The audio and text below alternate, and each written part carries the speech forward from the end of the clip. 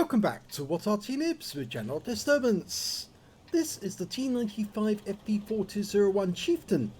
It's a tier 10 reward tank, a British heavy premium, and it's located on the south spawn of Pilsen Encounter, and it's under the commands of Awppenheimer. Yes, he got this tank through clan war battles, and he's taking it out for a spin.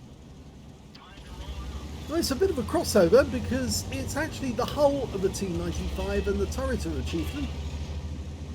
That's all you can get in the standard regular game. If you're on the Chinese server, you actually get the real Chieftain, complete Chieftain, although I suspect it probably doesn't break down as many or as often as a Chieftain actually did in real life. It's a very tough turret, capable of bouncing a lot of shells, and it contains a 120mm gun capable of 440 alpha. Okay, he's made his way to a position where he can start aiming at the enemy. His first target's an Object 277.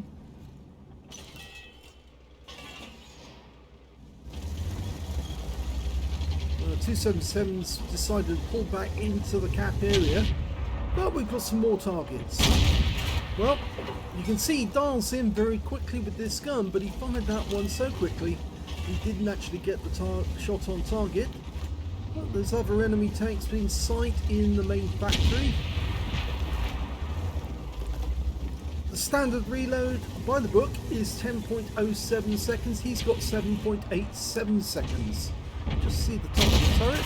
Oh, well, that one ricocheted off. It didn't actually contact the cupola. Trying to get shots on the Skoda T56. He's got the cupola.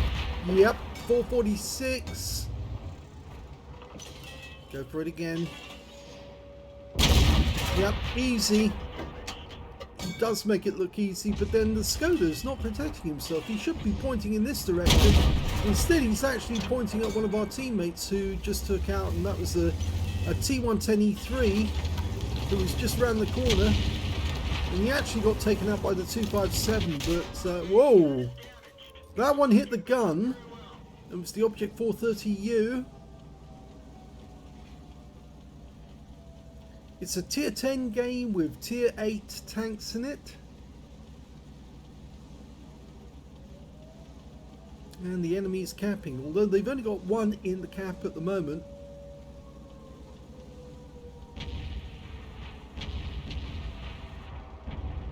I think you can see which round actually did hit the gun. It was the heat round from the Object 430U. Looks like it hit the base of the gun, but he's used his repair kit to fix the gun.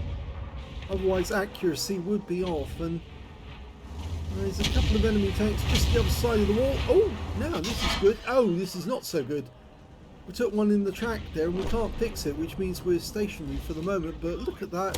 Yep, goes to the weak spot, the 168, and gets it.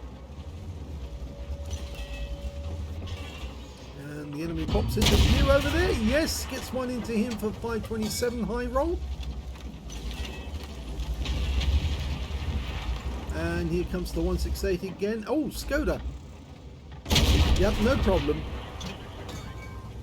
Exposed the front of his vehicle, but now the 168, he's come into sight, and yep, one into him, right through the side. No problem with that, because of course it's fairly weak sights. He's hiding from the Wizzy 1-4 at the moment, but pumps one into him. It's a low roll for 430. Ow. Well, he took it in the tracks, which means that he can still keep fighting. And these guys are going to be a bit worried about taking him on, because he has got a very good DPM, and if he does try to engage them, or they try to engage him, they're likely to come a cropper. This 168 comes in, takes a high roll for 501, and these guys get emboldened and think, oh well, we can come round and do it now. But that 257 is now going to be dead in with the next shot. He'll be out the game, and that means that he'll be providing a wreck that Awppenheimer can hide behind. Very nice. Well, thank you very much for the wreck, but now the 168 is going to be a wreck. And now we've only got to deal with the 1-4. So very well played, because he took on 3 tanks and he's defeated them all. Oh, got a low roll there on the 1-4. And he took another round in the tracks, but at least he's not lost any hit points. Just can't fix his tracks for the moment. He gets frustrated. You can see that movement with his on the mouse means he's frustrated because he can't get to his last prey. He's about to take out the 1-4. Takes a round which actually did pen. I think that was a lower plate shot. But he lost 506 hit points. And now he's going after the 53 TP. So 4 kills so far. 53 TP is about to die. He's about to take a round from the Scorpion first. And then we'll go in and finish him off if the Scorpion doesn't. Well, the Scorpion did get him. And now there's 2 of us in the cap. But I don't think he's staying around because there's still a lot of enemy out there. There's still 7 enemy to kill. There's only 5 left on our team to do it. But considering Awppenheimer's here, ooh, you can see that round that came from the Wizzy 1-4 was it was a heat round right through the side. 506 hit points. But both of the rounds that went in through the side and went through the front were also heat. That's why it says it's purple. You see, it's a distinguishing mark for the mods to let you know which round actually hit you. You can always look that up anyway, just by looking at the damage list. The Projetta's a one-shot, the Scorpion's not. I would go for the Scorpion. I think that's what he's going to do. Okay, Scorpion. Yes! Got a nice hit for 520. In comes the other Scorpion thinking, oh, well, I've got a long reload. No, because that Scorpion's now dead. And despite the fact that you put one into our rear, we can now turn around and out DPM you. And yep, one more shot and he's out the game. And he just angles well enough so that the Scorpion can't kill him. And there goes the Scorpion. He's now aiming for the T30. Oh, no, that's unfortunate. The Progetto got him from across the way. And he was locked in battle with the T30. And he just got double teamed there. Here's the end of battle stats, and that was the third class tanker for Awppenheimer in the T95 FV4201 Chieftain. He managed to get a duelist, fire for effect, and a bruiser medal out of the miners. Out of the epics and the battle heroes, he got a high caliber for dealing the most damage in the game, and a top gun for getting at least 6 kills. Yes, he did take out both of those Scorpions, but unfortunately just couldn't stop the T30 and took a shot from a Progetto which he couldn't see, and consequently that finished his game. His win rate 9,767, more than Super Unicum standard. So let's have a look at the team score and see where he was. Well, he got a maximum of 7,116 hit points. The next highest scorer had less than half of that, and well, yes, it was nearly less than half of that, just a slightly bit over half. E50M on his own team managed 3,572, and the Progetto on the enemy team, the guy who actually killed him in the end, got only 3,000 hit points, 3,004, and he picked up a Leather Slayer's medal in that game because he was tier 8 and he was killing higher tier opponents. When it came to kills, it's Awppenheimer again. He got 6 kills, 4 kills went to the Brass, 3 kills went to the Progetto on the enemy team. And when it came to base XP, it's the enemy team comes out on top here. The Progetto 46, because he was tier 8 and taking down higher tier opponents, he ended up with 1,541.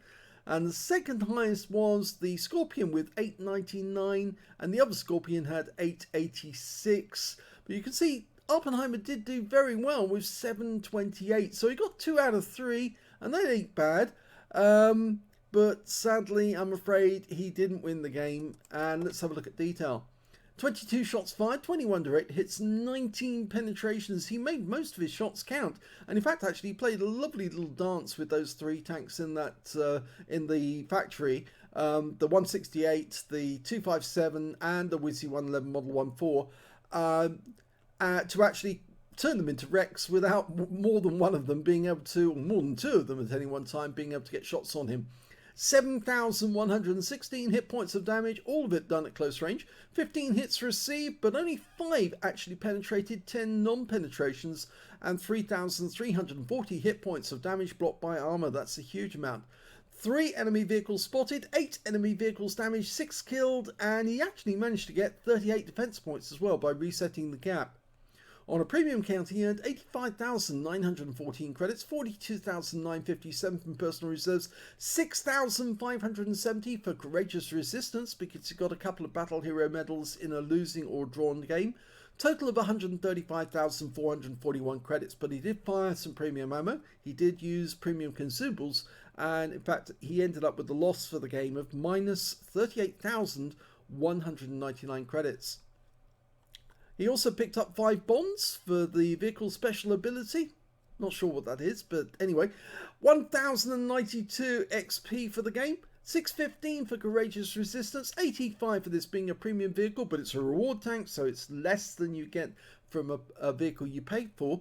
And 1,707 from personal reserves bonus, a total of 3,499 experience points altogether. Yeah, he tried very hard to carry that towards the end, but the other teammates died out very quickly, and so he was left to carry the can.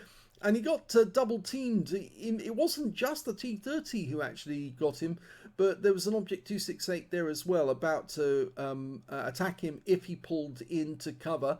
But it was the Progetto that fired across the factory and hit him on the side, and he wasn't looking in that direction, and he couldn't see that the Progetto was going to do that. So it's not Awppenheimer's fault. He was just overwhelmed because there was so many of his teammates just fell almost immediately, and so he was left fighting more than one tank at the same time, and he just couldn't carry them all, but he tried. It was a nice game, but it was just too much to carry all in one go, that one. So anyway, I hope you enjoyed that replay. If you did, please give this video a like, do subscribe to our channel, leave a little comment down below because it feeds the algorithm. And if you do happen to be a fan of our channel, please let other people know that we exist, because apparently not a lot of people do know that we exist and that we do a huge amount of videos, and that we're approaching 8,000 videos in terms of numbers, and we're almost at 1,000 videos on our sister channel, the General World of Tank Replays. Yes, I know, it's amazing, isn't it, that it's in such a short period of time that we have so many, but yep, most people don't know we exist, and the fact is that we do try to feature as many people as we can. And if they did know we existed, I think we might be more popular, because of course then it'd be their only chances to actually appear on YouTube. Because I've learned that a lot of replays which are actually sent to Jingles, to Quickie Baby, and to Klaus Kellerman just get rejected because they get too many. And they don't do that many replays, but we do. So please do let other people know so they can watch your games and theirs. Thanks for watching.